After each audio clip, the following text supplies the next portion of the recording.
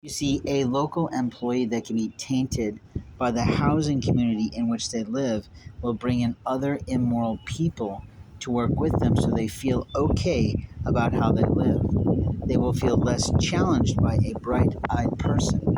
Generally speaking, people do know their job, but they want to do their job in the relationships and context of the environments in which they work and live.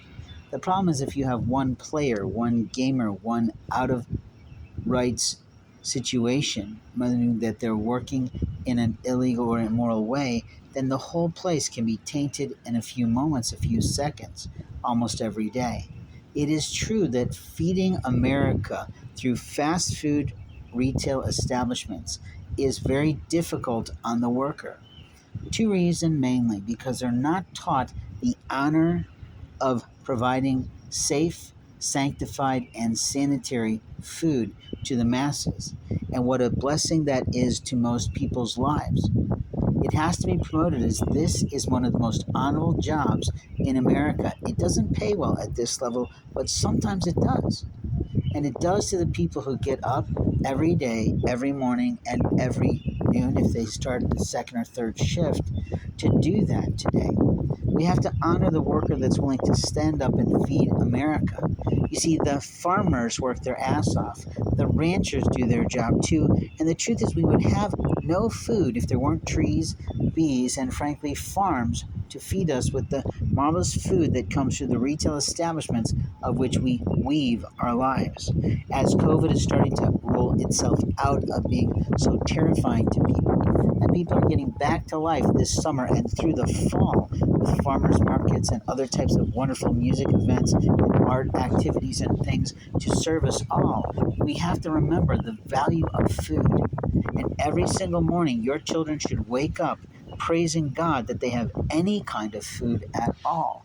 But at the same time, you need to be willing to teach your children how to live within the lines of their life, how to find inexpensive or relatively expensive, depending on the proximity of life and the station which they come from, of how to buy food. But what's happening is we have the affluent and influential not training their children how to regard the retail employee that serves them food.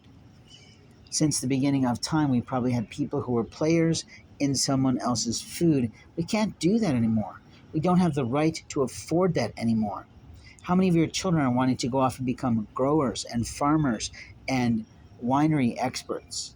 How many people are willing to give up their job right now that they're in to go off to the farmlands to serve?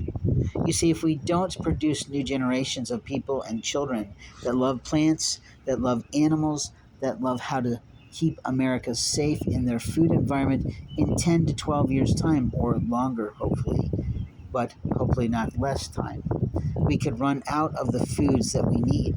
You see, bringing in migrant workers doesn't necessarily protect our environment. It doesn't necessarily protect our food because they're here to thrive for the moment, to go home in their retirement with as much money as they can for their families, probably back home. I see, and I've seen it immorally on campuses, that people who barely speak our mother tongue of English are literally delivering food through hub services and other types of Uber oriented grassroots concepts of transportation during this time of COVID when people just didn't want to go out of their home. During the winter months when we need them the most to be willing to deliver food safely because they've got the right car, the right vehicle, the right axle, the right shocks, whatever it is that allows them to get through the streets of snow and ice without problems. You see, it's the retail environment that helps American people to thrive because most people love going out to shop every once in a while.